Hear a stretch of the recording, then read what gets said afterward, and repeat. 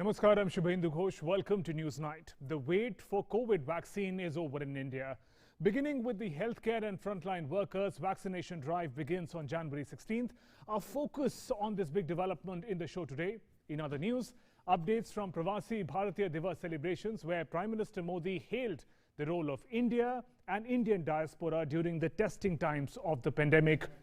Meanwhile, shocking fire incident in Maharashtra hospital and also turbulent times ahead for Donald Trump in his final days as US President. All that and more. First, the headlines. Good news in the fight against COVID. Vaccination drive to kick off on 16th January.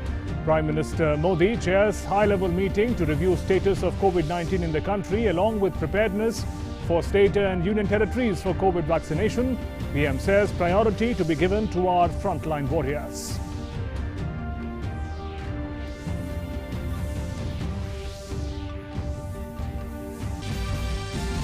All preparations complete for COVID vaccination drive. PM briefed about arrangements. 79 lakh beneficiary already registered on the Co-Win application. Trained workforce ready at national, state and block level to deliver the crucial vaccine.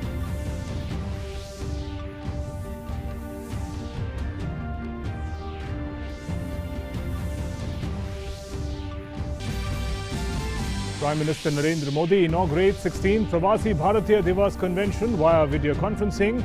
PM says it's a matter of pride for India the way Indian diaspora has worked during COVID pandemic. PM says India is prepared to serve humanity with 2 indigenously developed COVID vaccine.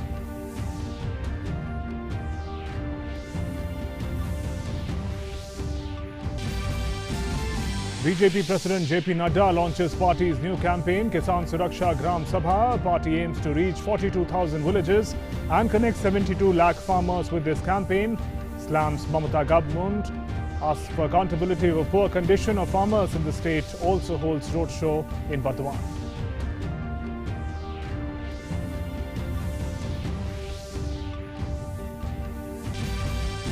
Ten infants killed in a fire accident at Bhandara District General Hospital in Maharashtra. Health Minister Harshvardhan speaks to State Health Minister to assess the situation. State government orders inquiry, also announces ex gratia of 5 lakh each for the families of deceased infants. President, Vice President, Prime Minister condoled the incident. Bird flu cases spread across 7 states. Central team stationed in Kerala, Haryana and Himachal sent to direct states to exercise caution against the flu.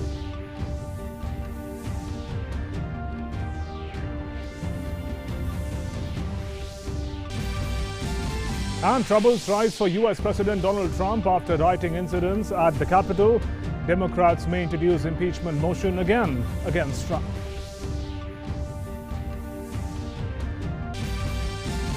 Sriwijaya air flight goes missing after taking off from Indonesia. Search underway. Over 50 people are aboard the missing plane.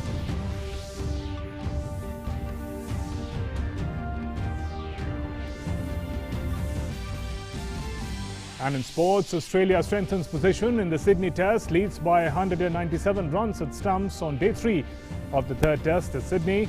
Steve Smith and Manus build up stable partnership for the host.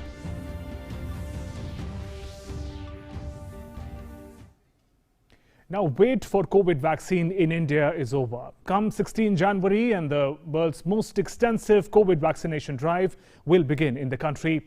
First receivers of the vaccine will be the healthcare workers and other frontline workers in the country, around 3 crore in number.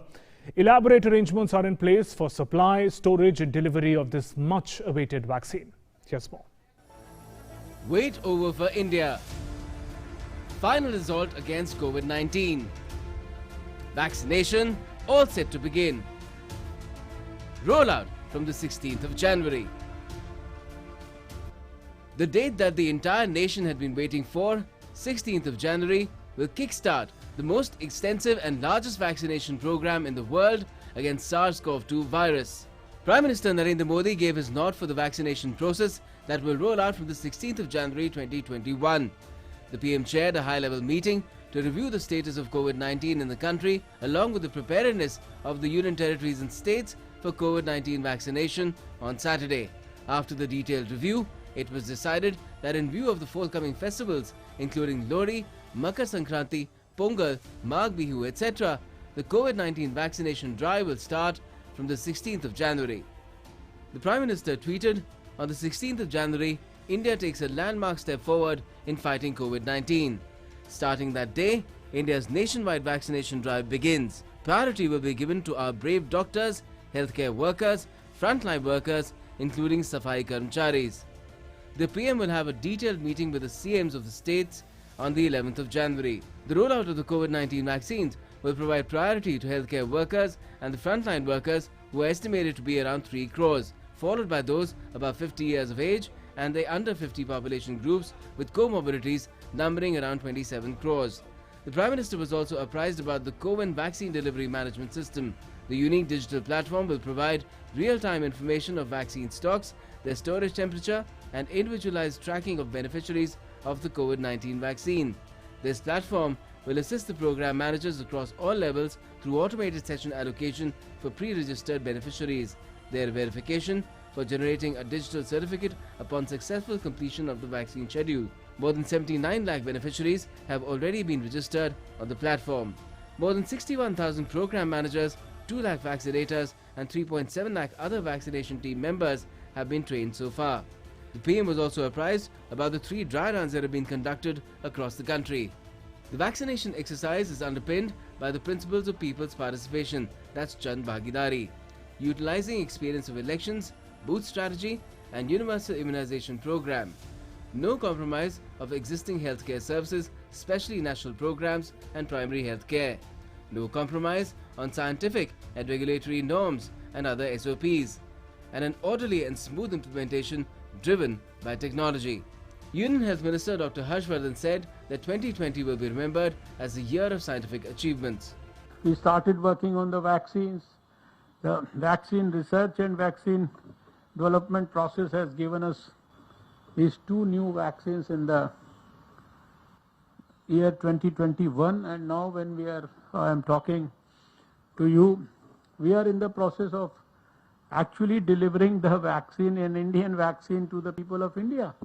Emergency use authorization or accelerated approval has been granted by the national regulator for 2 vaccines, Covishield and Covaxin, which have established safety and immunogenicity. The dawn of 16th of January will bring a new day, a day that will hopefully mark the beginning of the end of the pandemic in India and the beginning of hope for crores of Indians. With Nitendra Singh in Delhi, Newsnight Desk, DD India. Now, with India set to begin the mass vaccination against COVID next week, the Air Force is finalizing plans to transform 2 approved vaccines to remote regions of the country. My colleague Nandita Dagar reports. India will begin vaccinations against COVID on 16th of January, and in the first phase 30 crore people are to be vaccinated, with health workers, frontline and emergency workers being the priority. India is all geared up, having approved 2 vaccines, both made in India. Already 2 mega dry runs have been held across the country to test the delivery and operations of the public health system. The Indian Air Force is working on a plan to deploy its aircrafts and helicopters for the COVID-19 vaccine delivery. The Air Force has determined the modalities of transport aircraft for airlifting of the COVID-19 vaccine, the centers of vaccine delivery, and the type and number of helicopters for the last point delivery. Cargo aircraft C-17 Globemaster and C-130 Super Hercules and IL-76 capable of carrying vaccine loads will be deployed at the large airfields. Transport planes such as AN-32 and Dorniers will be used for the smaller airfields. Light and medium lift helicopters will be deployed as the third link. Helicopters such as ALH Dhruv, Chinook, Cheetah and Chetak will play an important role. Union territories such as Ladakh and states such as Arunachal Pradesh will be connected by Air Force choppers to the last mile. The remote, inaccessible villages and health centers of these places will also receive the vaccine doses by helicopters. The Mi-17 V5 choppers of the Air Force, which carry out medical evacuations routinely in Bastar and Datewada, will also ferry the precious life-saving cargo to these Naxal-infested areas. In New Delhi, this is Nandita Dagar for DD News. So the mega vaccination drive is set to begin on January 16th. Let's now understand broadly the process that it will follow, the manner in which the vaccine will travel from the factory to the person who's getting the vaccine. We'll try and understand the process here and now. Let's begin with here. From the manufacturer, if you look at this figure, from the manufacturer, the air transport happens and the vaccine is taken to the primary vaccine store. This is the place where all the vaccine will be collected and put at one place. From there, it moves on in a refrigerated, insulated, this state-of-the-art technology to keep the vaccine secure. It moves to the respective different state vaccine stores where the vaccines meant for a particular state or union territory will be stored. From there, again, this crucial storage facility is important, this van that will have the required temperature to keep the vaccine in good condition. From the main state vaccine store, the movement will be towards the district vaccine store, and from there to the primary health center. This is the place where individuals will have to reach to get the vaccination for themselves. A sub-center station site is where the vaccination will be actually delivered to the concerned person. Remember, the priority are the frontline workers as of now. How will the process unfold for people who want to get the vaccine? There's going to be a beneficiary registration on the CoWIN portal or CoWIN app, which is going to be crucial. In a moment, I'll come to that. Once the person has registered on the CoWIN portal, there will be a time and location allocated to the individual that this is the time and place where you're supposed to come and get the COVID vaccination. After that, the vaccination of the beneficiary will take place. Remember, there are 2 doses for each of the vaccine, either of the vaccine that the person gets. Once the vaccination of the beneficiary is done, there's going to be through SMS, an acknowledgement that the vaccine has been given, the first dose of the vaccine has been given. There will also be a unique health ID that will be generated. All of this is happening, remember, on the state-of-the-art CoWIN portal that is going to monitor the entire process from the movement of the vaccine from the manufacturer to actual delivery to individuals. Once both the doses of the vaccine, remember the 2 doses of the vaccine that is required to be given to individuals, once those doses are given, a special QR code-based certificate will be given to the beneficiary, and that database will be available again on the CoWIN portal. This is to keep a clear information and database of people who are getting vaccinated and their health will be monitored, and people who are yet to be vaccinated. So broadly, this is the process in which the vaccination will happen. Movement from the manufacturer to a point where the vaccination takes place for an individual and the database record is kept.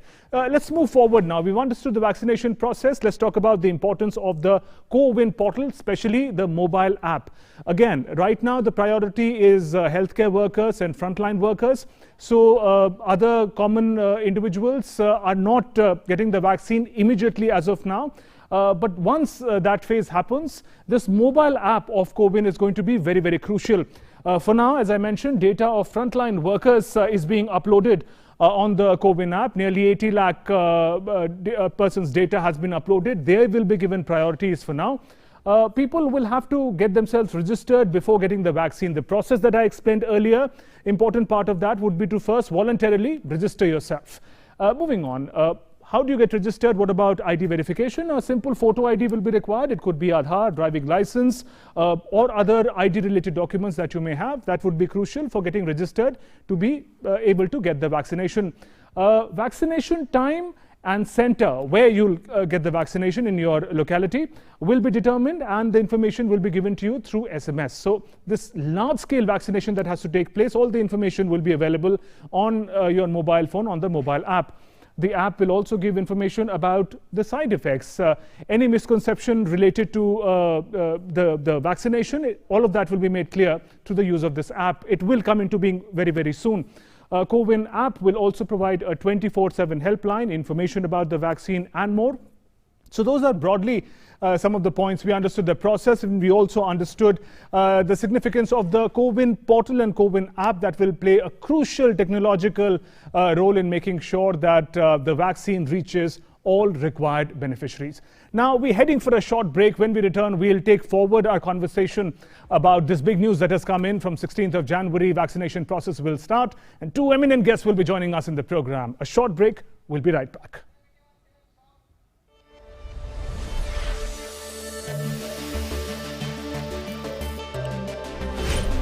The new year brings brings with it vaccine cheer for India.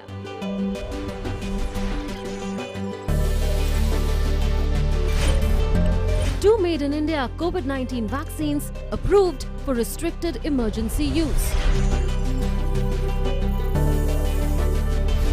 What do clinical trials show about Covaxin's safety and efficacy?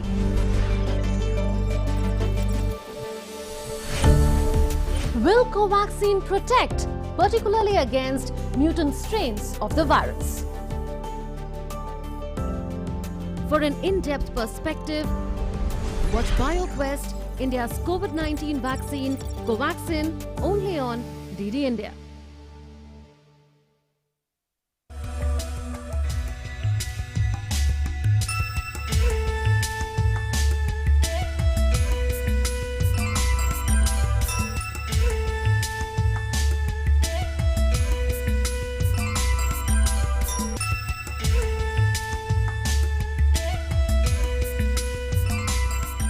रविवार को हमारे साथ studio में होंगे विशेषज्ञ जो बात करेंगे बर्ड फ्लू के बारे में। इस विषय से जुड़े सवाल आप पूछ सकते हैं हमारे टोल फ्री नंबर 1800111234 पर। साथ ही आप अपने प्रश्न कार्यक्रम के दौरान ईमेल कर सकते हैं ddnewstotalhealth@gmail.com पर। तो देखिए रविवार 10 जनवरी सुबह 8:30 बजे टोटल हेल्थ, डीडी न्यूज और डीडी इंडिया पर। Namaste land. Welcome back. You're watching News Night. In the big story today, the focus that we have is COVID vaccination that begins on January 16th. That's the issue in focus. Two very special guests are joining me for this discussion. Professor K. Vijay Raghavan, Principal Scientific Advisor, Government of India, and Dr. Randeep Guleria, Director, All India Institute of Medical Sciences. Very warm welcome to both of you. Professor Raghavan, if I can begin with you. Most crucial day has been announced, 16th of January, when the vaccination starts. We understand the road ahead for the administration is laid out very clearly. But for the people who still have to wait because the priority are the frontline workers, how must most of the people in the country look at this beginning of the vaccination process? The vaccination process has been laid out very thoroughly, as you have just described. Its start will happen on January 16th. And over a few days and weeks, you will see a ramping up and a gain in momentum.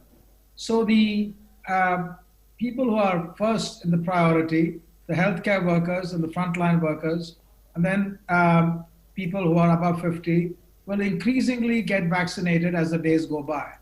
So one should be aware of the ramping up process and not focus on the initial few days where all the checks and balances will be tested out in real time, and then the amplification will take place.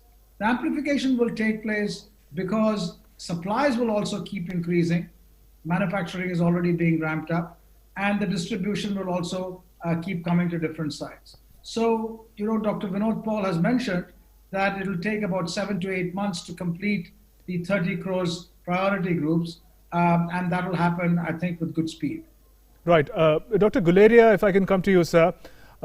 Even while the vaccine was announced and the vaccination day has been determined, the sort of data that was coming out vis-a-vis COVID-19 in the country has been encouraging. The recovery rate has been going up. A number of positive cases overall have been coming down.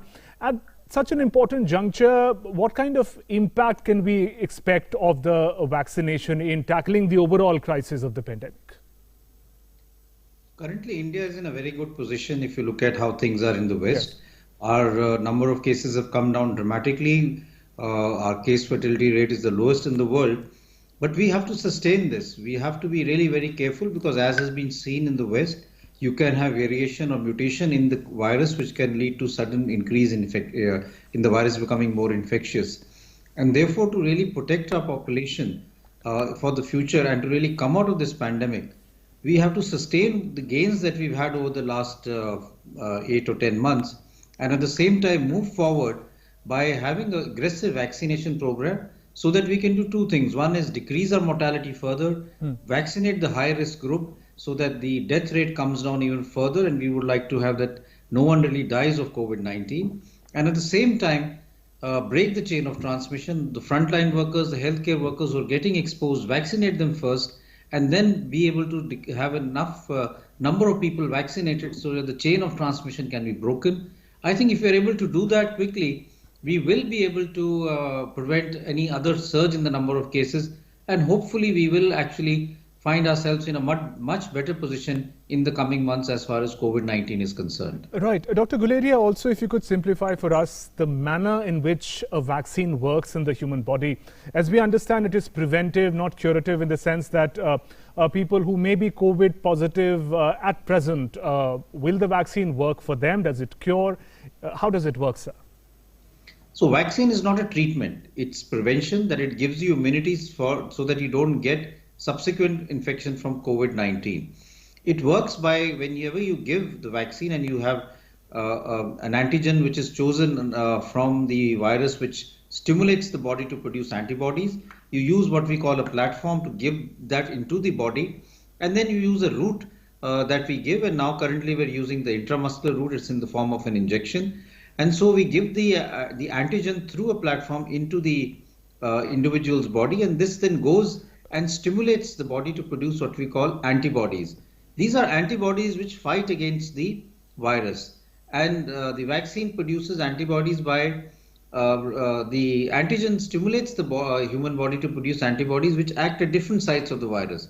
So some degree of variation will make no difference as far as the efficacy of the vaccine is concerned. Also, it produces what we call cell-mediated immunity. So the vaccine causes an antibody response, which we call neutralizing antibodies, which neutralize and fight against the virus. It also causes a cell-mediated immunity, which has what we call through CD4 and CD8 cells. What they do is they firstly kill the cells in which the virus is there so that the virus cannot replicate and cannot spread. At the same time, they also stimulate what we call T memory cells so that the body remembers that this is the antibodies that have to be formed in case there is a subsequent infection by this virus. And therefore, in later months, if there is slight exposure, these antibodies are quickly ramped up and the body's defense mechanism again becomes active. So the vaccine works in different ways, and that's how it's actually effective in protecting us from getting subsequent infection. Right. Professor Raghavan, just to understand again a little more clearly about the vaccines, there are two separate vaccines that have been approved by Government of India. In layman terms, brands are different for medicines, but the salt is the same. So are these vaccines similar? Are both effective, or the contents are similar? How does one determine eventually which one to go for? Yes, there's something called a platform which denotes the different kinds of vaccines. The Covishield vaccine is on a platform which takes a vector, something which carries the vaccine, the immune-inducing part, and that's inserted into this vector. And it's called a adenovirus vector. This vector is got genetic material that is injected. That makes the part of the vector which encodes the viral protein, and that stimulates the immune response, as Dr. Guleria said. In case of Covaxin, what is done is that the virus itself is taken and completely inactivated chemically. And so its particles are now available, and when injected, they stimulate an immune response. So downstream, in terms of stimulating the immune response, they are basically very, very similar, if not identical, essentially, as far as the immune system's actions go. But in the way they are made, they have different routes coming down to this. Right, and Professor Raghavan, elaborate arrangements, as we also discussed earlier, has been made for the transportation of vaccine from the manufacturer to individual sub-centers, medical centers where the vaccination would be given. Special storage and refrigeration mechanism has also been put into place. Those are crucial things for the supply chain as far as vaccination is concerned, sir? They're very important because vaccines have to be stored at a temperature where they don't degrade. So these vaccines can be stored comfortably at temperatures which are, refrigerator, freezer temperatures. They don't require very low temperatures. And that entire supply chain has been put in place. And importantly, there are tags on different levels of the vaccine, the bulk, the filled vials, and when they're being transported, so that if by some accident the temperature goes up, you will immediately see those tags changing their properties so that you will know that. So there's no possibility of the vaccines being transported in any erroneous way. Right. Dr. Guleria, while it may be true that each of us may have been vaccinated at some point or the other in our lives for some disease, but there is an air of apprehension also in some people about if there are any side effects for this vaccine. How would you like to assure on that front, sir, given that extensive testing has been done for both of these vaccines by the manufacturers? Yes, exactly. So there has been extensive testing done, and one of the major things that is done for any vaccine roll or trial is basically safety. So whether it be looking at animal studies, whether it be looking at phase 1, phase 2 or phase 3 studies, we are very much focused on see that this vaccine is safe, and that is the top priority. So animal studies showed that this vaccine was safe, doing it in small animals and large animals. Both these vaccines went through these studies. Phase 1 trials were done basically to look at safety and to reassure ourselves that in humans also these vaccines are safe. That was also done in phase 2, where safety and immunogenicity were looked at. And then a large number of people in phase 3, in both the vaccines that are going to be available in India, have been vaccinated and followed up for a sufficiently good period of time to make sure that there is no short-term side effects. Having said that, we will need to continue to look for side effects as we continue to vaccinate these large number of our population, so that we don't miss out on anything. And because of that, we have a very robust system in place. At the time of vaccination, individuals will wait there for half an hour, and we will have a reporting and tracking system for adverse events following immunization, which is part of the CoWIN app. Some individuals may have mild side effects like pain at the site of injection, fever for a day or two, body aches or joint pains, which is normal, and one should not worry about them. This would go away within a day or two. There is a whole elaborate system in the CoWIN app to really follow up individuals, and the helpline is available in case they have any issues of side effects. But I would like to reassure everyone that the current data that we have is very, very encouraging, and these vaccines are very safe, and therefore one should not have any apprehensions about getting themselves vaccinated. If we have to really decrease our mortality and come out of this pandemic, not only to really get back our lives, but as we knew them in the pre-COVID era, but to get economy back, get people's job back, we have to really work aggressively on everyone getting vaccinated. Absolutely, so it would be transformative, the beginning of the vaccination process. Dr. Guleria, also we understand that there is a sequence of priority, the groups of population who would be getting the vaccination. First, the frontline workers, then people above 50 or those with comorbidities. So are there also groups of people for whom the vaccination may not be suitable? For instance, pregnant women or any other groups who may for now should avoid the vaccination? If you could tell us about that. So currently the vaccine is not approved for pregnant women because we don't have data about safety in pregnancy, and also for small children. The data for Covaxin is for 12 years and above, but less than 12 years we don't have any data to tell us how safe these vaccines are. So currently they are not approved for small children and for pregnant women, and there are studies being done now to look at whether they are safe in these groups of individuals, especially for children, because we would like to also vaccinate children at some point in time, so that schools can be opened up in a very safe manner, and we are not worried about children getting the infection when they go to school. But currently they are not actually indicated for pregnant women and for small children. Right. Professor Raghavan, if I can come to you, sir. We understand that UK is the first country to start mass vaccinations. Other countries followed, including United States. Has there been any preliminary data from there? Because these are the countries also terribly affected by the pandemic. Now that the vaccination process has been going on for some time now, is there any preliminary data to suggest that a certain encouraging result is coming up? It's a bit early for that. Okay. We will start seeing results over the next few weeks or months. Remember that the first dose has only just been given, and then the second dose will be given.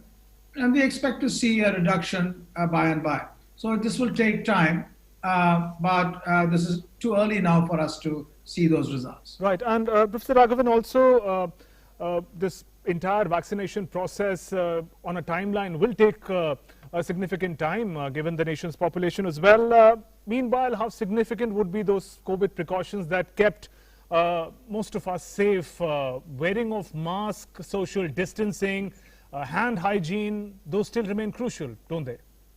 Yes. There are two instruments which we have at hand now.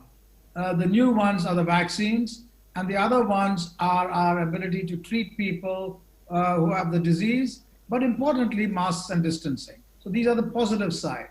On the minus side, there is a worry that the virus will take on new variants which may spread more, so increased transmissibility, and potentially there is a danger that new variants may come which decrease the immune response. And therefore, it is important that these first two, our masks and social distancing and our vaccination, scale up very, very rapidly. Effectively, we need to increase our distancing more in practice by wearing face covers and keeping a distancing, and decrease transmission by that as well as by vaccines. Right. Otherwise, we're not protected. Right. And Dr. Guleria, your final thoughts in briefs. This is not the time to let the guards down, but the good news of the vaccination is here, although. Correct. I think this is the time that we should really look forward to the vaccination. This is just around the corner. But at the same time, we must understand that it will take some time for the vaccine program to be rolled out so that we're all protected. And also, while the first shot is given, it doesn't give us total protection. And therefore, COVID-appropriate behavior becomes even more important now, because now that we have some sort of light at the end of the tunnel, it would not be right if people become careless and we have someone in our family having a severe disease and having to go to the hospital. So if we can just have good COVID-appropriate behavior for the next few weeks, I think we will be able to overcome COVID-19 this year within the few months. Right. On that note, many thanks, Professor Raghavan and Dr. Randeep Guleria, for joining us with those insights in the program. Thank you. Thank you. Moving on to big news coming in from the United States. US Democrats are planning to introduce new articles of impeachment against President Donald Trump for his role in Wednesday's rioting and invasion of the US Capitol. If carried out, this would be the second impeachment motion against President Trump. However, White House has dismissed the impeachment and termed it as a politically motivated move. Meanwhile, US President said that he will not attend the inauguration of Joe Biden, which is scheduled for 20th January. Trouble seems to be brewing for US President Donald Trump in wake of the unprecedented storming of the US Capitol this week by an unruly mob. Many of the New York's leaders have called for US President to immediately leave the presidency. According to Reuters, the Democrats in the House of Representatives plan to introduce articles of impeachment against the president on Monday after a violent crowd of Trump supporters stormed the US Capitol in an assault on the American democracy. New York State Governor Andrew Cuomo and New York City Mayor Bill de Blasio spoke in strident terms against Trump. Meanwhile, US President-elect Joe Biden also lashed out at Trump. He said that he had believed for a long time that Donald Trump was not fit for office, but it was up to the Congress to decide on a second impeachment. I didn't think, look, I've been saying for now well over a year, he is not fit to serve. He is not fit to serve. He's one of the most incompetent presidents in the history of the United States of America. I was told that on the way up here, way over here, that he indicated he wasn't going to show up at the inauguration.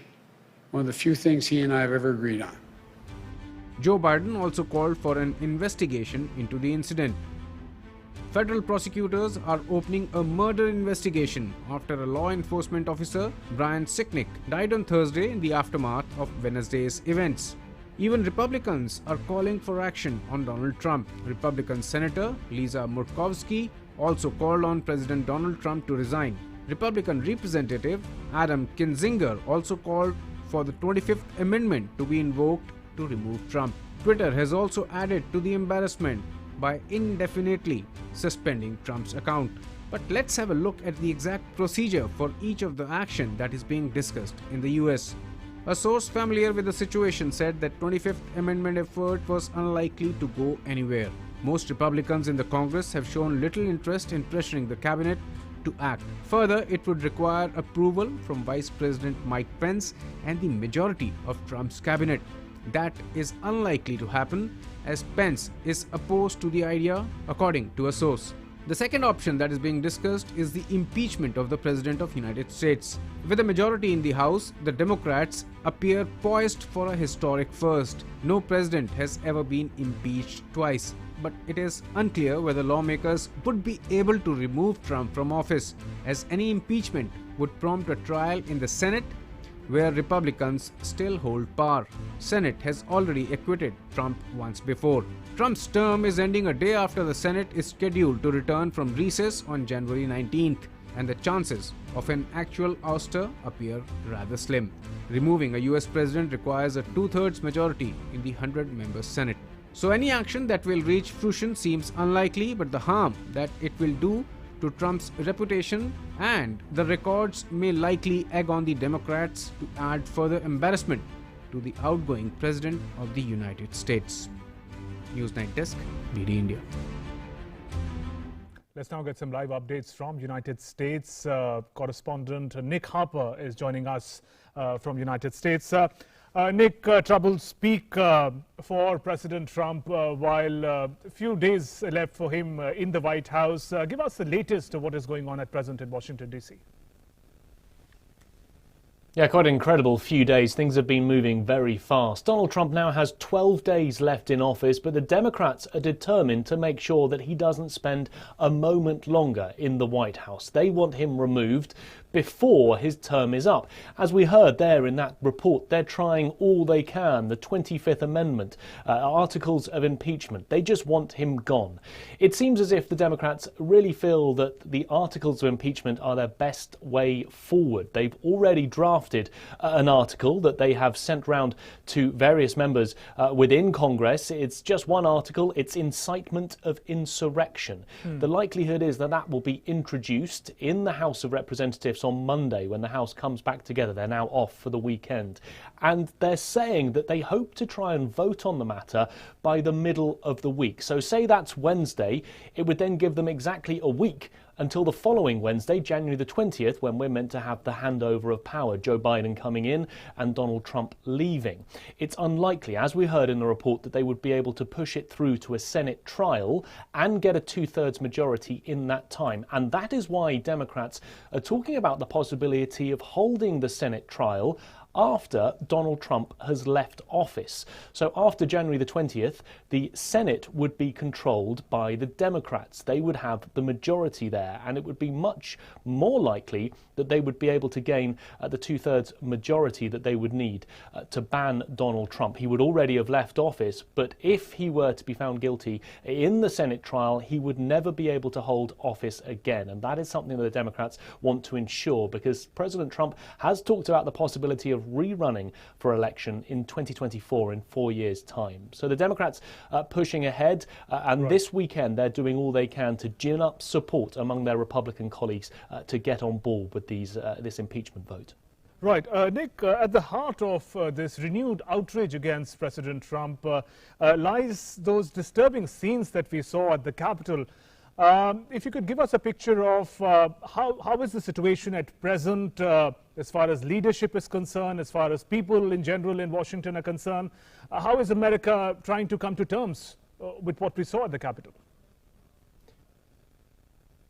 But I think undoubtedly the country was shocked by the scenes that they saw in the middle of the week. Those scenes unprecedented in everybody's lifetime who was watching the scenes, the people taking part in the scenes. That had never happened. The US Capitol, the seat of democracy in the nation's capital, was stormed, was overrun by rioters and domestic terrorists. The last time that the Capitol building was stormed was back in 1812, more than 200 years ago. So to see those scenes, to see the unruly mob breaching the barricades, getting their way through security, getting their way into the Capitol building and stopping the proceedings that were happening inside, was something that shocked and disturbed nearly every American across the United States. In the days since then, that is why we've seen such an unprecedented push by the Democrats and even some members of the president's own party to hold him to account, because they feel that he incited the mob through years of his use of Twitters, through years of his rallying of his supporters to try and push back against authority. And the very fact that he held a speech, a big rally, which thousands of people attended on the White House lawn in the hours before the mob went to the Capitol. And during that speech, he used the word fight more than 20 times. He said that they would never take back their country with weakness, and he then urged them to march on the Capitol building. And that is why the Democrats, that is why Twitter, who has now suspended him, feel that he was inciting violence. Right. Nick, President Donald Trump, in a familiar manner, has brushed aside the potential threat of the impeachment. But how closely is his party, the Republican Party, standing by him at this juncture? Well, we're beginning to see people jumping ship. He's already seen 2 members of his cabinet, his top team, resigning in the last couple of days as a result of what they saw. Betsy DeVos, the Education Secretary, Elaine Chao, the Transport Secretary, both of them have left. We've seen top members of his White House staff also leaving.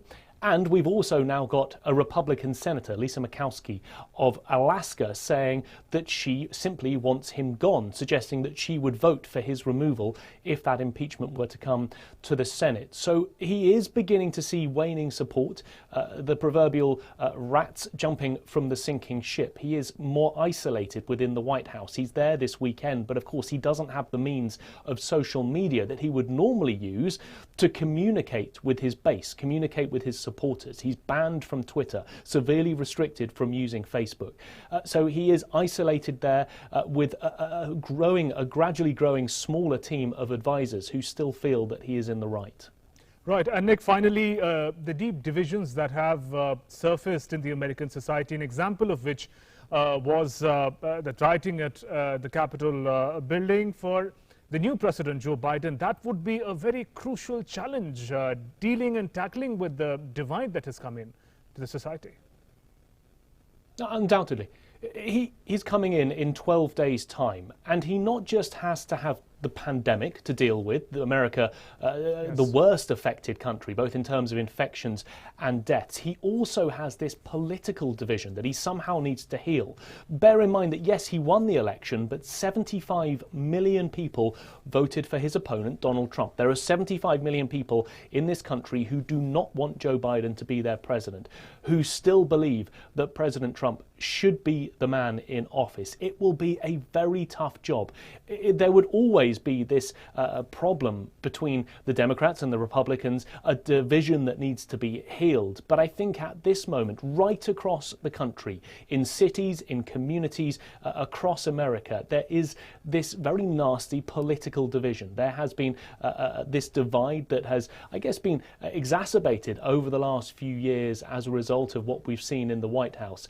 And that is something that Joe Biden will somehow need to confront. He's talked about it in his speeches since he won, about needing to heal the divide in America, but it will undoubtedly be a huge challenge for the incoming president. And if I can just slip in one more question for you. US President Donald Trump has said that he's not going to be attending the inauguration of President Joe Biden. What are the implications for the transition from one presidency to another when the tempers are so high? How does it have an impact on the transition? Well, normally we would see the outgoing president attend the incoming president's inauguration. It's essentially a mark of respect. It's a time-honored tradition. He becomes the first US president in 150 years not to attend his successor's inauguration. It is certainly a snub. However, President Trump is at the same time promising that there will be an orderly transition of power. He is meant to leave the White House on the 20th of January, meant to go to the inauguration, and then there would normally be that shot on television of him getting into the helicopter on the White House lawn and leaving. It is unclear when he will leave the White House and how he will do so, but he's promising that there will be that orderly transition, even though he does not intend, as he told people on Twitter before he was banned yesterday, that he won't be attending the inauguration. On that note, Nick, thanks very much for joining us with all those updates from Washington, D.C. correspondent Nick Harper getting us the latest, the turmoil that President Donald Trump is facing in the US. Back home, meanwhile, the 16th Pravasi Bharatiya Divas was celebrated virtually with the theme Contributing to Atmanirbhar Bharat Mission. Addressing the culmination of the program, President Ramnath Kovind said that India believes in inclusive development with the world as one family. It was on this day in 1915 that Mahatma Gandhi returned from South Africa and thereafter successfully led India's freedom struggle against the British Raj. In 2003, the Pravasi Bharatiya Divas was started to unite people of Indian origin spread across the globe and connect them with their roots. But because of the pandemic this year, the 16th Pravasi Bharatiya Divas was organized virtually. Addressing the culmination of the program, President Ramnath Kovind stressed the role of people of Indian origin in spreading our rich cultural heritage across the world. President said that India has always believed that the world is one family. Several steps have been taken in order to make Indian manufacturers globally competitive. India believes in the philosophy of Vasudhaiva Kutumbakam. The world is one family. We have ensured that our development is shared with other countries. To this end, we look forward to engaging more meaningfully with you and seek your recommendations for providing further boost to our initiatives.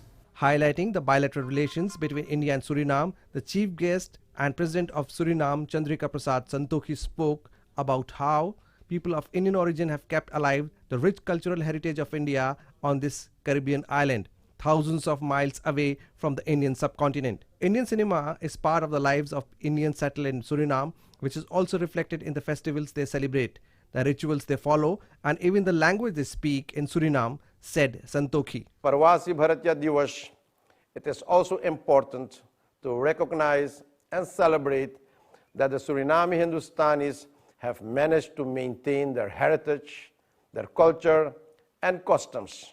As we say here, their paramparas, Sanskriti and Bhasa. We have a vibrant Hindu and Muslim community. Today, we still speak Bhojpuri, Suriname style, Suriname Hindustani, and we believe we have the best traditional Indian cuisine in the Caribbean. We still teach our youngsters traditional folk dances and folk music like the Baitak Gana. We celebrate Holi Phagua and we observe important holidays like Diwali, which is a national holiday in Suriname. This year, the theme of the program was contributing to Atmanirbhar Bharat. Speaking on the occasion, the External Affairs Minister S. Jaishankar expressed hope that the people of Indian origin would continue to provide the much-needed strength and support to India.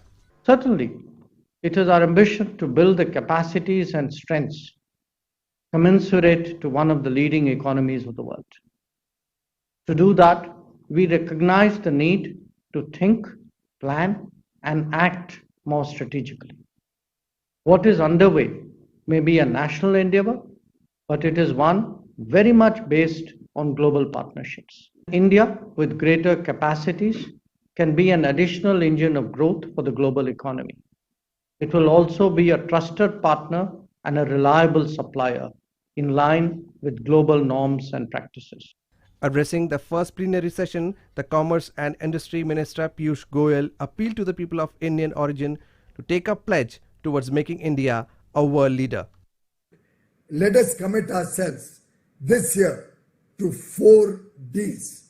Let us fulfill our duty to our motherland with determination and devotion and develop India into a leader, a participant in resilient global supply chains, into a dominant player in international trade. Let us all work collectively towards a more prosperous future for our children. Let us all work collectively to find India's rightful place in the comity of nations. The Pravasi Bharatiya Samman Awards were conferred by the President at the PBD convention in the valedictory session of the Pravasi Bharatiya Divas celebrations. The Pravasi Bharatiya Samman Awards is the highest honor conferred on overseas Indians conferred by the President of India. a jury-cum awards committee with Vice President as the chairman and External Affairs Minister as the vice chair and other distinguished members from various walks of life.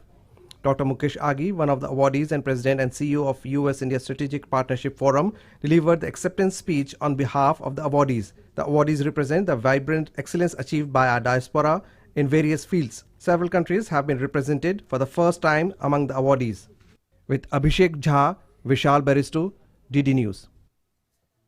An earlier Prime Minister Narendra Modi inaugurated the 16th Pravasi Bharatiya Divas convention virtually. Pravasi Bharatiya Divas convention is a flagship event of government to engage and connect with overseas Indians. Addressing the event, Prime Minister stressed that Indian diaspora has strengthened its identity by showing commitment for betterment of society, especially during the pandemic. Prime Minister Narendra Modi addressed the 16th Pravasi Bharatiya Divas virtually and connected with Indians across the world.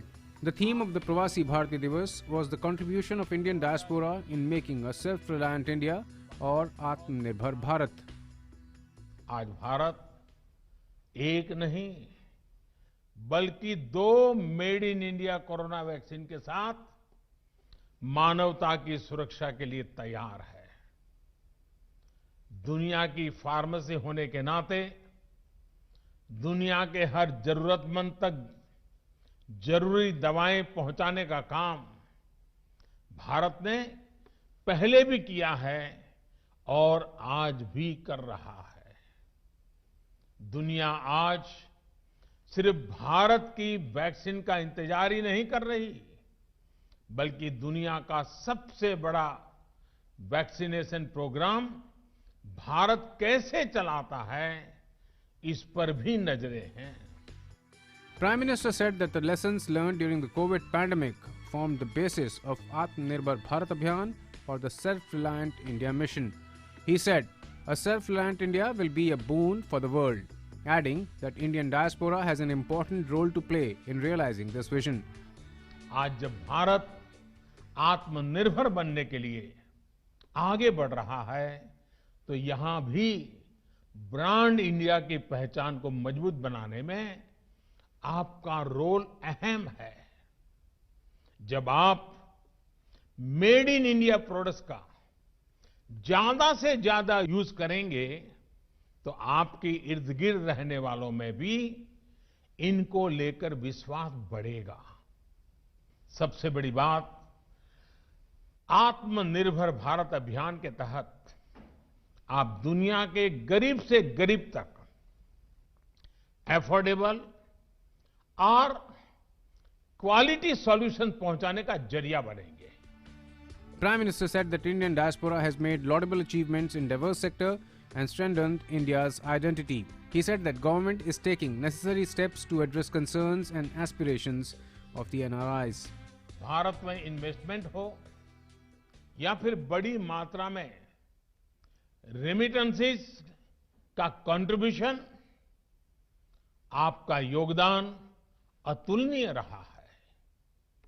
आपकी expertise, आपके investment, आपके networks, आपके अनुभव का लाभ हर भारतीय, पूरा हिंदुस्तान हमेशा हमेशा के लिए गौरव भी करता है और आपके लाभ के लिए वो हमेशा आतुर भी रहता है। Prime Minister said that the new generations of Indian diaspora may have drifted away from our common roots, but their interest and attachment to India is reviving.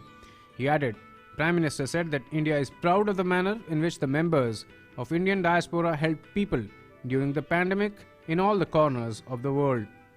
With inputs from Abhishek Jha in New Delhi, Newsnight Desk, DD India. And BJP National President JP Nadda launched party's biggest farmer outreach program in Bengal. The party aims to reach over 74 lakh farmers in the state, which is headed for assembly elections in a few months. Addressing a rally in Bardhaman district of Bengal, BJP chief said party workers will collect a fist of rice from each farmer till 24th of January.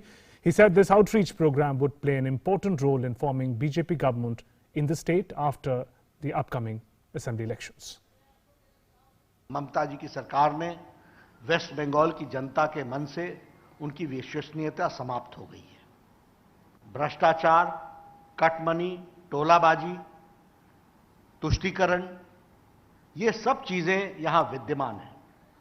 Bharatiya Janata party पूरी ताकत के साथ, पूरी शिद्दत के साथ, पूरी हिम्मत के साथ, हमारे कार्यकर्ता इस अपराधीकरण के और इस पॉलिटिसाइजेशन ऑफ एडमिनिस्ट्रेशन के बीच में लड़ाई लड़ेंगे। आने वाले समय में भारतीय जनता पार्टी 200 सीटों से ज्यादा सीटें जीत करके भारतीय जनता पार्टी अपनी जीत यहां दर्ज कराएगी, ये मैं आपको बताना चाहता हूं। And JP Nadda also said that Bengal is all set to embrace change. Bengal बदलाव की तरफ चल पड़ा है, तय कर लिया है बंगाल की जनता ने। ममता जी की धरती पांव के नीचे से खिसक चुकी है और भारतीय जनता पार्टी की तरफ लोगों का एक तरफा रुझान बना है। Moving on, in Bhandara district of Maharashtra, at least 10 infants died after massive fire broke out at Sikh newborn care unit of a hospital. According to reports, the fire broke out at around 2 a.m. on Saturday. Among the total of 17 children present in the ward at the time of the incident, 7 were rescued. A nurse on duty spotted smoke in the room, after which she immediately alerted the management officials. Condolences have poured in from all sides. Chief Minister Uddhav Thackeray has ordered an inquiry. It is the worst tragedy that struck the Bhandara district in Vidarbha region of Maharashtra. The wailing cries of the parents piercing through the silent night, cries about the loss of their little ones. The infants, which were to be the future of the families, are gone dead, and along with them, the dreams and hopes of many families. The Bhandara district of Maharashtra woke up to a heart-wrenching fire incident where 10 infants lost lives at the Sikh newborn care unit of Bhandara District General Hospital. The fire broke out at around 2 a.m. in the morning in the neonatal ward where 17 infants were admitted. 7 infants were rescued safely while 10 succumbed to injuries. Fire brigade and doctors immediately rushed to the fire spot as soon as the incident was reported. The fire brigade team doused the fire immediately. 7 infants were rescued. अंदर चले गए. अंदर जाने के बाद में जो बच्चे थे उनको पहले रूम में जो थे उनको बाहर निकाले. जो रूम में आग लगी थी वहाँ पे फिर अंदर घुस गए. जो बच्चे ने डेथ हो गई थी वो सबको एक एक करके हमने वो फिर बाहर निकाल दिए. The state government has announced an ex gratia of ₹5 lakhs to the families of deceased, whereas the President and the Prime Minister have expressed condolences. The President tweeted, "I'm deeply saddened by the untimely death of infants in a fire accident in Bhandara, Maharashtra. My heartfelt condolences to the families who lost their children in this heartbreaking incident." Prime Minister Narendra Modi also expressed his condolences, tweeting, "Heart-wrenching tragedy in Bhandara, Maharashtra, where we have lost precious young lives. My thoughts are with all the bereaved families. I hope the injured recover as early as possible."